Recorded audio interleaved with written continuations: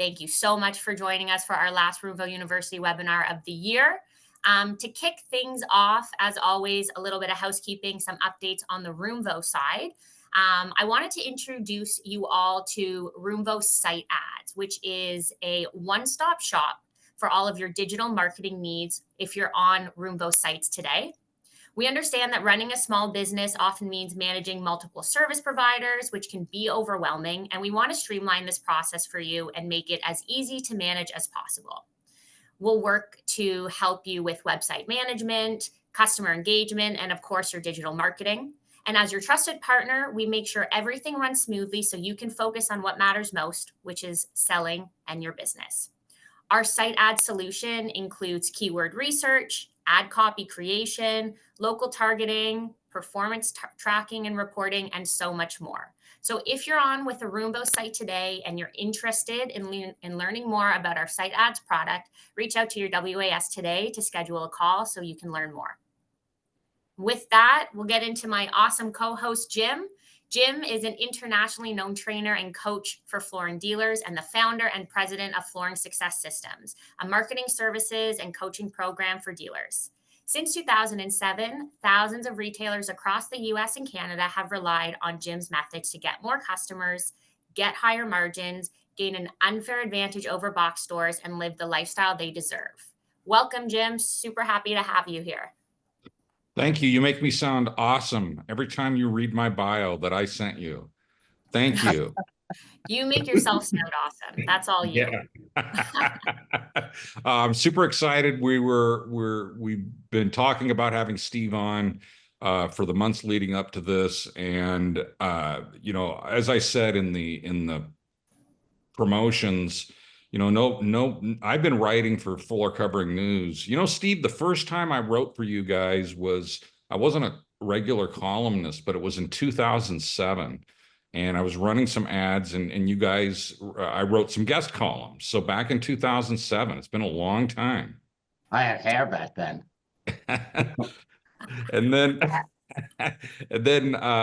But nobody has their finger on the pulse of this industry like Steve and the FC News team. And so super excited about today's topic. Yeah, we live, eat, and breathe this industry. It's part of the fabric of our lives. So we're pretty well connected. I would say so. And to introduce Steve, who is a man that does not need any introduction. As you know, Steve Feldman is the co-owner and co-publisher of Floor Covering News, the leading source of news and insights for the flooring industry. With decades of experience in the flooring and publishing sectors, Steve is a trusted voice in the industry, offering valuable perspectives on trends, marketing dynamics, and the challenges that flooring dealers face on a regular basis. As a respected thought leader, he has helped guide FC News to become the go-to resource for manufacturers, retailers, and industry stakeholders. And today, Steve joins us to discuss the current state of the flooring industry. He's going to share his expertise and the vision for the future of our industry. So, Steve, again, thank you so much for joining us. We're super happy to have you here, and we're looking forward to asking you all the questions. I don't know if I'm going to share expertise. I'll share something. I don't know if it's expertise, but I'll do my best. Steve, what do you think are the biggest trends that you're seeing in the flooring industry? Well, I'm going to tell you first thing, Jim. Most recent trend, because I was just talking to one of my colleagues, Ken Ryan, and he's been, working on something and talking to dealers, asking, how's business been, over the last week, and he said most recently, a bunch of dealers have said they've seen increased traffic since the election. That's Wow. I find that interesting. A lot of them have. I think that bodes well. When we talk about trends in general, this is what's been going on mostly this year because of inflation. The high end is really outperforming other categories.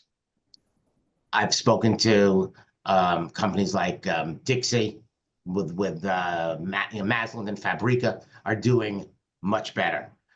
Mohawk is touting how well Karastan has been doing. Shaw was telling me about Anderson Tuftex. Stanton, they're up, their carpet business is up while a lot of people's are down, higher end, right? Inflation tends not to impact people with money, okay? The high end.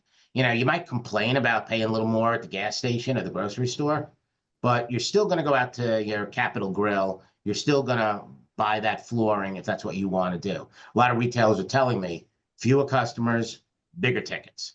For the upper class, for the people with money, it's more about their style. More so, than how much they're spending at Piggly Wiggly or Publix. When I see the stock market take a hit, that's what worries me more for this industry than inflation. And like I said, judging by the way the stock market, soared over the last week, they're feeling a lot better. And I think that's going to bode well for the next couple of months. Other trends, product-wise, we're beginning to see the bloom fall off the rose a little bit on the SPC. There is good SPC out there, the waterproof flooring, viable product. But there's been an influx of some of the cheaper product coming in from overseas, race to the bottom, which happens all the time. And there have been some, problems with the cheaper, thinner SPC. I was at NFA a couple of weeks ago. People telling me they're seeing a shift, a sea change. The lower end SPC is moving over to laminate. They're seeing the higher end SPC either staying at SPC because it's a really good product, or moving over to WPC, the original waterproof, and in some cases even hardwood, because the higher end WPC competes on a price level with hardwood. So that's kind of a product thing. What else are we seeing? We're seeing some consolidation. You're seeing consolidation at the distributor level. You're seeing it at the retail level. There's a company out there, 31st Street Capital, looking to purchase retailers and get bigger. There's, America's Floor Source out in Ohio. They have aspirations of being $500 million in the not too distant future and are buying up retailers. Bigger getting bigger. So, how do you see the demand for different flooring types? The hardwood, luxury vinyl, carpet. Do you see that shifting over the next few years? And if so, what factors are driving those changes? When it comes to carpet, I still see it at the higher end where the business is going to be robust because of the people with money. One of the trends that I'm seeing here is, and I think retailers really should pay attention to this, and it's an opportunity for them, is maybe not wall-to-wall installed broadloom, but all those carpet samples that they have in their stores can be ordered and bound into area rugs, okay? People tend to, it's very difficult. They said with area rugs, you have to show it to sell it. And a lot of retailers can't sit there showing, 500, 1,000 different rugs. One of the good ways to grab that rug sale and take it away from those online retailers, is to let that consumer know that any broadloom product they have in the store can be bound into an area. But they have potential for two sales there: the hard surface sale and the soft surface sale. So we see that. Waterproof SPC. I think the better product, great product, waterproof. I think that will continue to shine. The lower end, I think, will continue to go over to laminate. Maybe some WPC. I do see hardwood making a comeback once we start having relocations again, existing home sales, building, increases. There is so much pent-up demand, Jim, whether people want to remodel or whether they want to relocate. And if they do, that's a good, good opportunity to put in a hardwood floor. especially again, new construction as well. You need those interest rates to come down.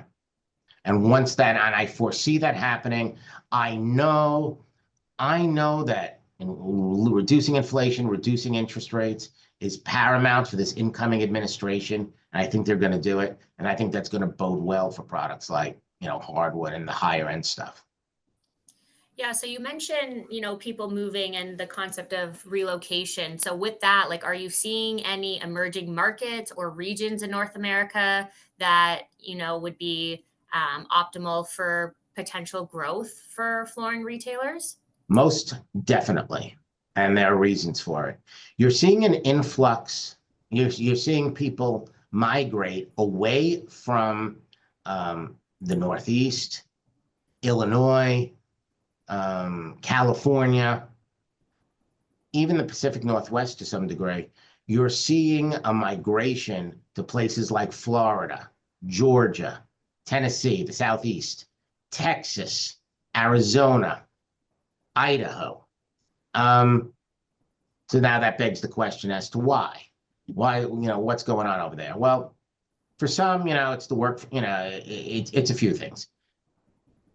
Baby boomers retiring, they can go anywhere. You're going to want to go someplace nicer. So maybe they're escaping the cold. The weather is, plays a big part. If you can live anywhere, why do you want to live up in the Northeast or, Illinois when you can live, someplace with maybe a better climate? People work from home, they can work from anywhere.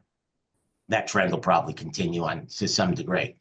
For some, it's the lure of no state tax. No state tax in Florida, no state tax in Texas. I don't believe there's a state tax in Tennessee. I'm not sure, but I don't think so. I could be wrong, but that's a big part of it. Look, I mean, I don't want to go back 4 years, but a lot of people, remember the mandates in certain states, and certain states had no mandates, and a lot of people just want to go where they can be left alone. That's a big part of it too. I do know that one retailer that Ken Ryan was talking to told us before.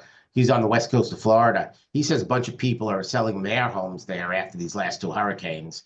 They just don't want to deal with it anymore. Where they're going, I don't know. I'm guessing. I don't know. Tennessee. I'm guessing maybe Tennessee. I'm not sure, but that area might see a little bit of a migration, but away from there. But the areas I mentioned, it seems like into Idaho, California, moving into Arizona and Texas. A lot of people from the Midwest and the Northeast heading down to the Southeast.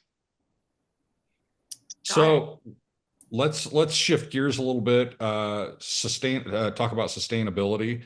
So I want to unpackage this question a little bit, which is, how is the flooring industry addressing sustainability?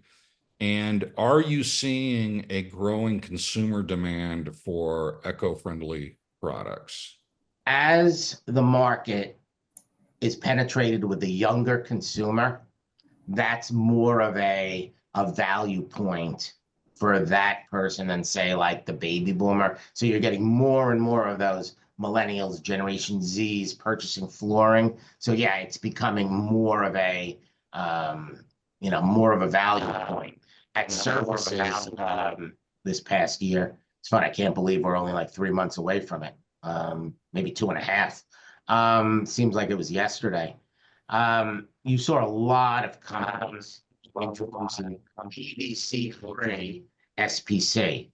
More and more people are becoming aware of, the negative impacts of PVC and plastics and everything like that. I know Mohawk has a big campaign going with Plastic Bank to remove plastic and all kinds of things from the ocean, and all kinds of turtles, things like that. It's a hot button for them. I know a lot of companies. Off the top of my head, there's Raskin, a few others. We're focusing on PVC SPC products. So you mentioned the younger demographics that are coming in and, whether it's a remodel or, whatever they're doing with their first home. What are you noticing from the retailers that you're talking to? Like, what are today's consumers prioritizing when they're making their flooring decisions? Are they leaning more towards something that's price conscious? Are they looking into design, quality, sustainability? And like, how are the retailers today kind of adjusting to those changing priorities? Today, if you were emphasizing the word today, um, today that consumer is, the wealthier consumer, and that's the way it's been this year because of inflation. And the main driver for that customer is style and design, higher end, style and design. That's what's driving their business today. Younger people, when they purchase, obviously, they want something that looks good, but performance is a big attribute, for that demographic. They want something that's going to last, that they're not going to have to worry about replacing in 5 years. So everybody cares about performance. The high end obviously cares about style and design. How do you respond? I was just talking to a friend of mine today, a big retailer. Your audience. You got to know your customer, your demographic. And if you have multiple stores, what is your demographic in each of those areas? I would say that if you have multiple stores, make sure you know who your customer is, what the demographic is. If you have a higher end customer, make sure you have some higher end products in those stores. If you happen to be in a mid-range area where your customer is like, whether it be high, low to middle class, make sure you have value products. Make sure, they feel they're getting something for their money. Know your customer. Yeah, I think that's incredibly important. And on the retailer side, making sure that, they're having that diverse assortment. What do you think today are some of the biggest challenges that retailers are facing in the industry, and maybe some possible things they can do to overcome some of those issues? Challenge number one is getting customers in the door.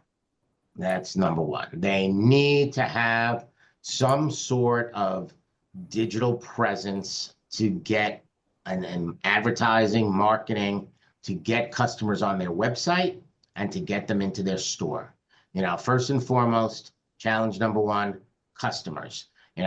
Number two, because there are fewer customers coming into the store, they need to have a higher close rate. So selling them, giving them what they need, sales, whatever, their preferred sales techniques are, get to training, make sure you have a higher close rate, because the customer that's coming in today it's fewer customers, but they're bigger tickets. So you want to close them. Those are the first few challenges, right? Getting them in the door and then getting them to buy. Most people tell us today, fewer tire kickers, more buyers. That's a good thing. Okay. Challenge number two, no surprise here. Interest rates. Interest rates are the number one blockade to relocations, existing home sales. I mean, when you think about it, right? When you think about this, okay, let's talk about interest rates for a second. 38.5% homeowners do not have a mortgage. Of the remaining 60 or so percent, 60% of that 60% have interest rates under 5%. Okay? Those people are not relocating. They're just not. I mean, when you think about it, and I want to try and put this, in perspective, a 7% or 7.5% mortgage historically is not a high number. It really isn't. Okay? But what happened was, when the rates were 7.5%, maybe a home might have been $500,000. When the interest rates went down to 3%, it created more more people could afford these homes, so the prices of homes escalated, right? So you had maybe a $700,000 or $800,000 home now, but you had a 3% mortgage. Well, now what you have is that $800,000 home or $1 million home with that 8% mortgage or that 7% mortgage, and it basically deems it unaffordable for the masses. The people that are really buying and moving around, people may have a $2 million home, they don't have any mortgage on it, they want to downsize, they're going to pay cash. So the mortgage rate doesn't really matter. The other thing is in the past, when you had people, when people weren't relocating for one reason or another, let's say during the COVID years, 2020, 2021, when people weren't relocating, what were they doing? They remodeled.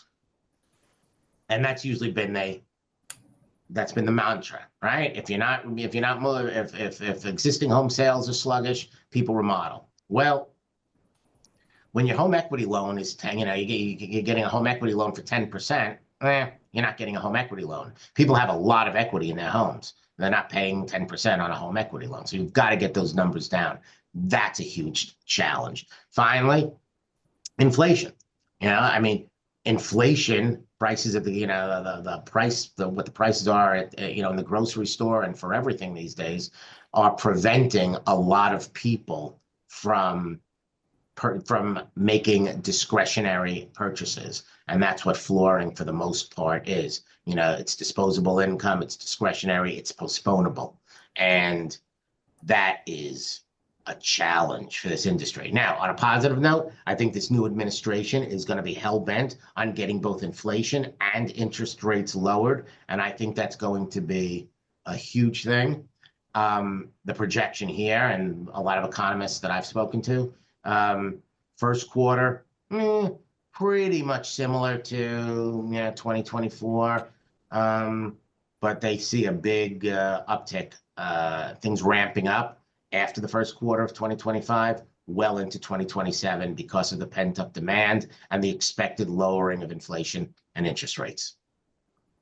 So we've got inflation, we've got supply chain disruptions impacting costs and availability.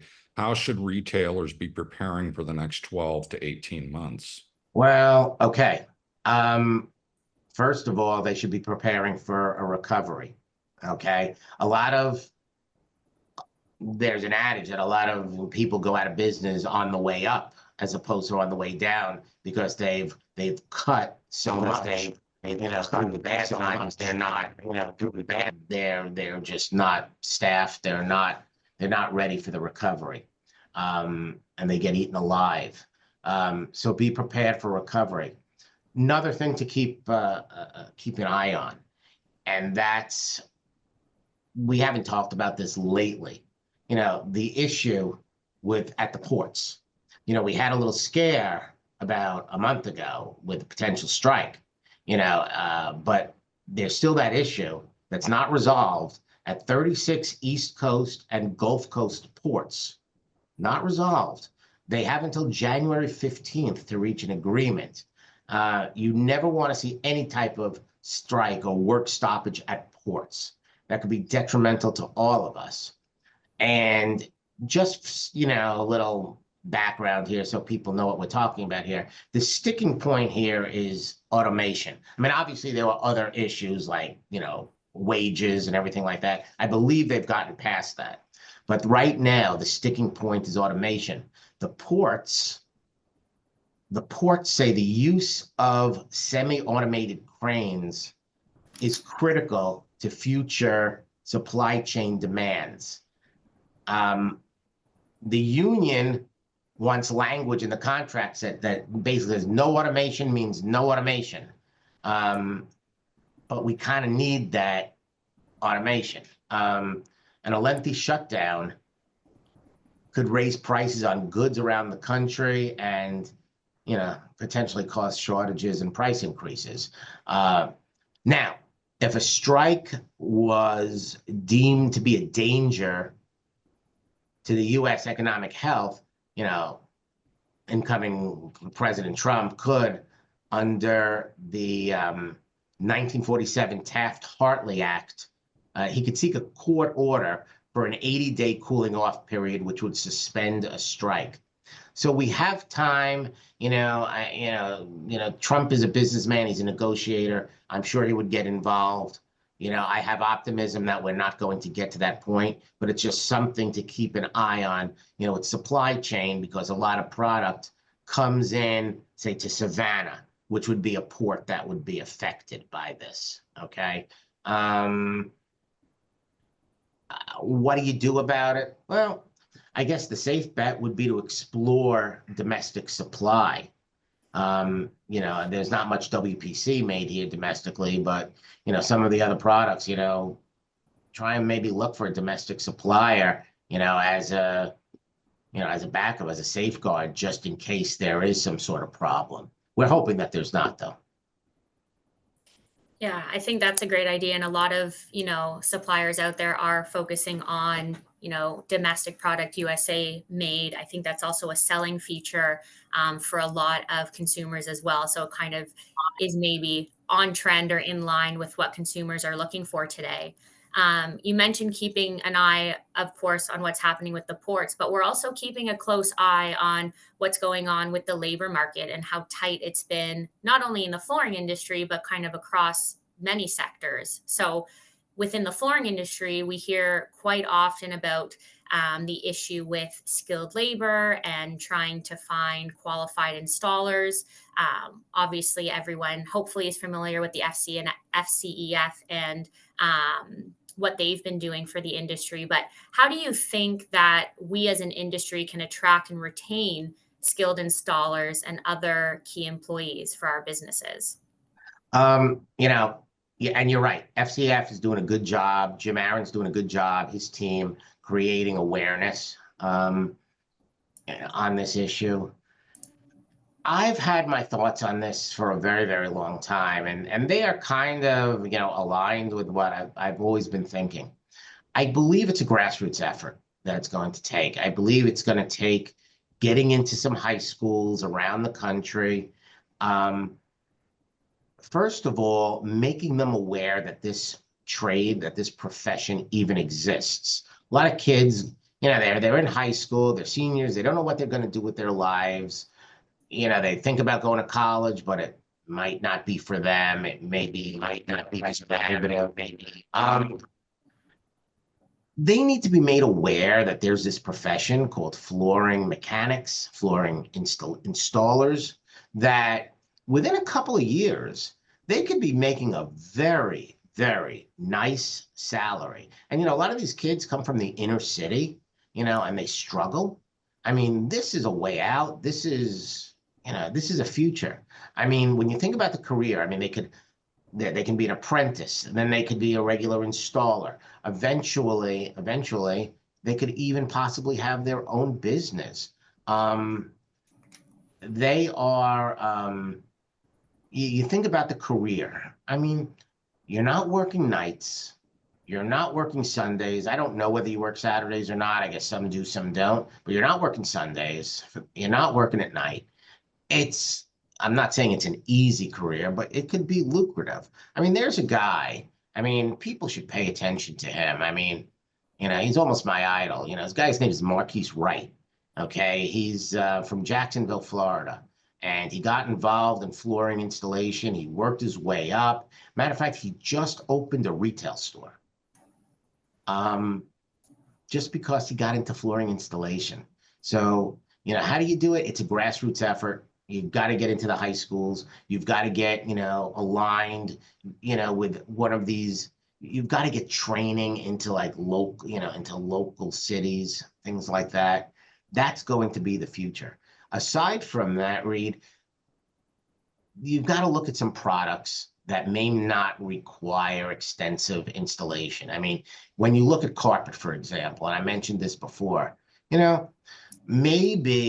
maybe instead of selling broadloom wall to wall and having it tacked down and having it installed and everything like that, why not just get it bound into an area rug, have a foot of, the hard surface underneath it at the perimeter of the room.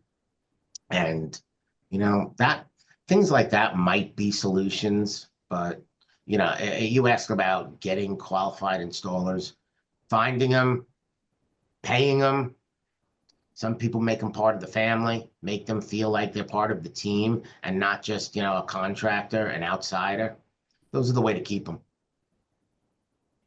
Yeah, I've actually written a bunch of columns around this topic, and I agree with you. The ultimately how the industry addresses the installation issue right now, dealers have to take control themselves and find those installers. And we've worked with Jim Aaron. We've had him on this on the Roomvo University series.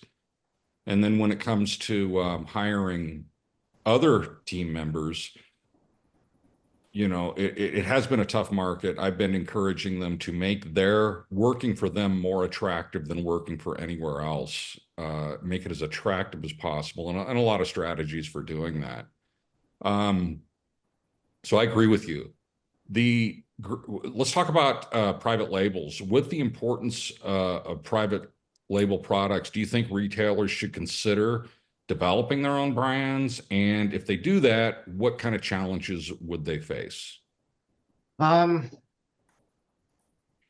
know, it's not easy to develop your own brand. Now, if you belong to a group like Carpet One, you know, you get some, or Abbey, you get some proprietary, even the NFA, you know, you get some proprietary brands like that. There are distributor brands out there. You want to have things in your store so that you can't be shopped. I mean, there's value over there. It's hard. It's hard. If you're not part of a group, if you're not part of, you're not big enough. I think it's very hard for a small retailer to have their own brand. I mean, you need maybe a, you know, because then again, you have to, you know, you've got to do your own marketing and your own signage for that. You know, you can always find, you know, a company that'll white box product for you to put it in your own, you know, your own brand. But, you know, I don't know how cost efficient it is if you don't have the scale to, you know, to sell a lot of your private label. A lot of dealers, you know, look, the one thing is that in this industry, there really is no consumer brand anymore. I mean, once upon a time, everybody knew what Stainmaster was. Back in the day, everybody knew what Armstrong was. People knew 3M's Scotch Guard. For a while, Pergo was laminate floor, Pergo floors. They did a good job of marketing. You know, so it's impossible for a manufacturer to really have a strong consumer brand these days. So we always say that a retailer's brand is their store. I think there's almost no brand awareness in the general public anymore around. Well, it's impossible. You know, back in the day, Jim, when Stainmaster became a household name, they spent $26 million. You know, they did a Super Bowl commercial. To get the it's impossible to get the penetration that a company like Stainmaster did in 1986. At that time, you had maybe 7 channels. You know, you had maybe a few cable channels. You know, you didn't have the internet. You didn't have, I go home. I think I have, you know, 900 channels on my TV. I watch 4 of them. And how do you, but, you know, there's somebody that lives next door to me that probably watches 4 other ones. And the person next to him might, or her may watch 7 other ones. How do you get that penetration today that you got in 1986? It would cost a boatload, you know, countless dollars to gain the brand recognition today in the flooring industry that Stainmaster did in 1986. And aside from Stainmaster and Pergo in the 90s, I don't know anybody that's really establish a consumer flooring brand, and I don't know anybody that ever will. Yeah, and they did it during the optimal time, and there was only a handful of them that succeeded. And so, yeah. That's Yeah, why we always say your store is your brand. I that's mean, a yeah, really good point. what I would say is rather than doing private label products, I would try and, and I was having this conversation with somebody before, shop your competition, see what they have, see what they don't have. Go to surfaces, go try and find something that your competition doesn't have. That might be a little easier, Yeah, absolutely. It's important to be able to fill the gaps in the market, and if it's easy to do that by simply seeing what your competitors aren't doing and doing it better, that's a way to really to close the gap there. With just about 10 minutes left, I figured why not wrap things up talking a little bit about technology. After all, it is a Roomvo University webinar.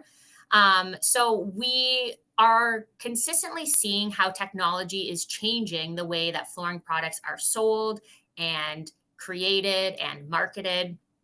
But from your perspective, how can retailers really leverage digital tools that are available to them to really enhance their customers' experience?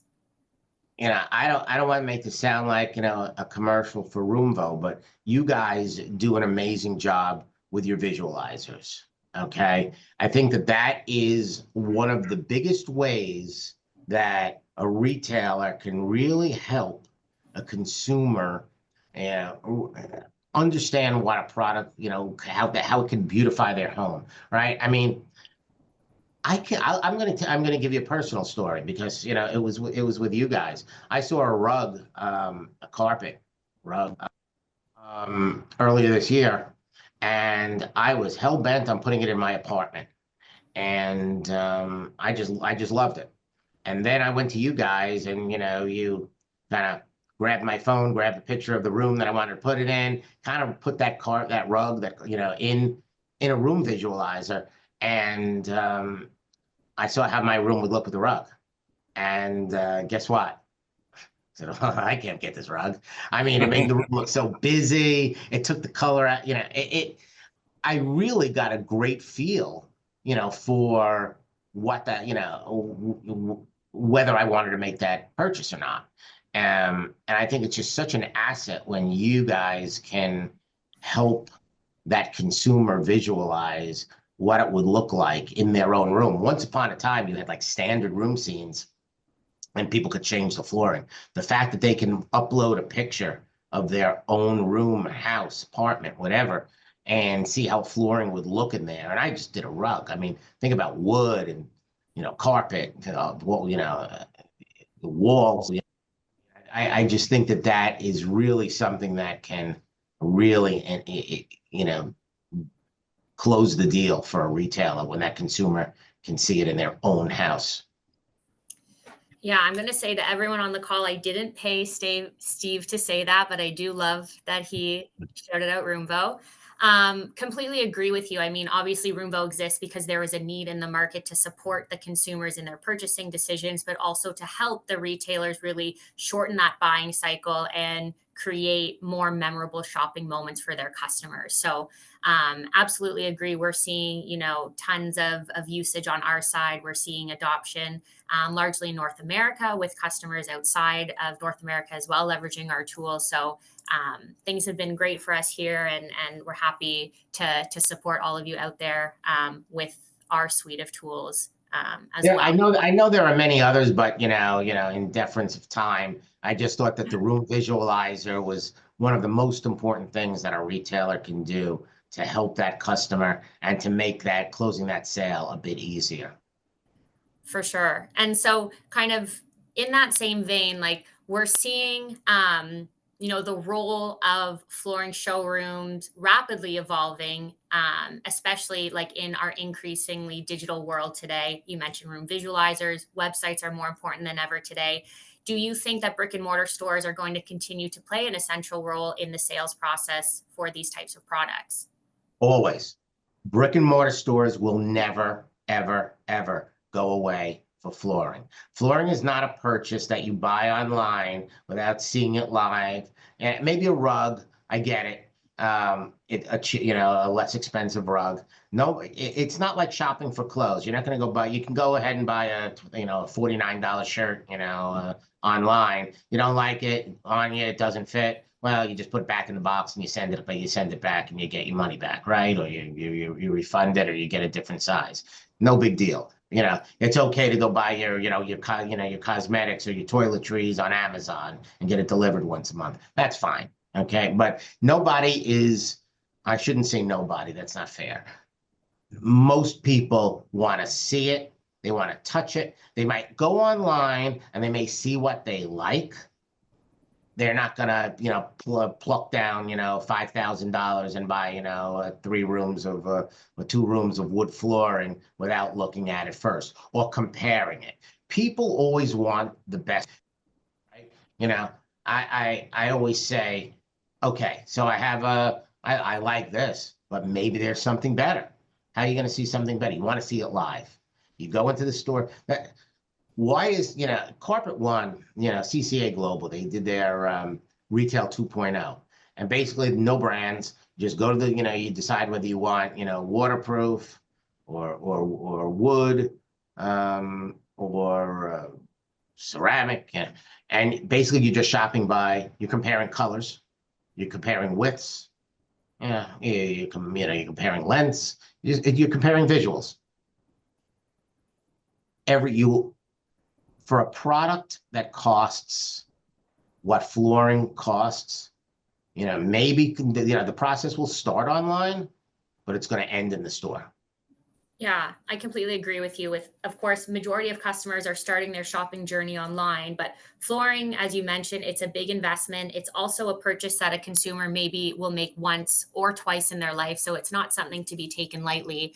And, previously you mentioned maybe not the need for private label, but your brand being what sells you. And when a customer enters that retailer showroom, that's where they can sell. That's where they sell their brand and their everything that they have to offer. And so I completely agree with you that, of course, the brick and mortar showroom is always going to be an essential part of the shopping experience, but the website or the online tools that you can provide as a starting point to really get that customer started in their purchasing journey are going to be as important as, driving that foot traffic into the and believe it or not, the customer does want to get either validation from that retailer or that retail salesperson, or they want to get advice. I'm going to give you a perfect example. The last time when I moved into my apartment, in the city years ago, I decided I needed a couple of TV sets, right? I mean, what did I have in my head? I had in my head Sony. I went into like the PC Richards, which is one of the bigger electronic stores in the area. One of the bigger electronic stores in the area. Ready to buy a Sony. Well, salesperson talked to me, okay, showed me the Sonys. But, before you buy these 2 sets, I just want to show you a couple of other things, and I'm going to tell you why. And he explained to me why the Samsung might be a better option for me based upon what I was looking for. Didn't have any I had no thoughts that I was going into that store to buy the Samsung, but I walked out buying, the 2 Samsungs because it was a better purchase for me based upon what my needs were at the time. Wouldn't have known that without talking to the salesperson. And we were all talking about what, $1,000 TV, not a $5,000, room of wood flooring. Yeah, the RSA and their knowledge is incredibly valuable and an essential part of the buying journey for the customer. And it's important that they can rely on them to be that go-to resource with, all of the information that they need to make that purchase. The other thing, the last thing I'll say on this is also there have been times I've helped friends out with flooring and they've gone online and they've seen a couple of things that they've liked, they thought they liked. And I've said, let me get you a sample, sent them a sample. The sample didn't really look exactly how it looked online. And they said, I think this one has a little bit too much character for me. I think I want something a little bit lighter. completely different perspective when they're looking and touching the product as opposed to, just seeing it online. So there will always be a need for a brick and mortar store. Now, when you want to start getting into competition like Floor and Decor and things like that, that's a conversation for another day. But there will always be a need for brick and mortar stores for flooring. Always a need. And with 2 minutes left, last question, since AI has become such a big buzzword in the industry and it's really, at the cornerstone of everything that we do at Roomvo, how do you see AI potentially improving the customer experience and decision-making process? This is a work in progress. This is the thing that I'm watching. It's new. It's relatively new. I mean, you guys are doing great things with the chat bots on sites where basically there's a salesperson available 24/7. I'm sure as time goes by it will be perfected. That's one way AI is going to play a role, where the consumer can basically ask questions online. That's one. The other thing that I saw recently, again, which you guys were doing, was the ability for me to see a particular flooring and I don't know exactly what you called it, where I could pick the decor of being rustic or contemporary or traditional. And, you change up the furniture, you change up the room to see how it might look with that particular floor. Or you can have your own room and change the couches and the blinds and everything like that based on the style. I think that's very intuitive. I think that's only going to you guys will improve that as time goes by. Those are the first things that come to mind. Yeah, that's our Roomvo Inspire product that we are going to be sharing a little bit more with retailers soon. So amazing. All right, we're at time. If anybody does have any questions that they want to share, you will all get a follow-up email from me that you can respond to with any questions that you have for Steve, Jim, or myself. But as always, we appreciate you all coming and participating and joining us today. Steve, thank you again for coming on, smashing records from last year, and making this conversation very vibrant. Well, if only 2 people sign up next year, I know this wasn't a success now, was it? There you go. Amazing. All right. Well, thank you, everyone, and hope that you have a great rest of your day and evening. All right. Take So care. long, everyone. Thank you, guys. Bye.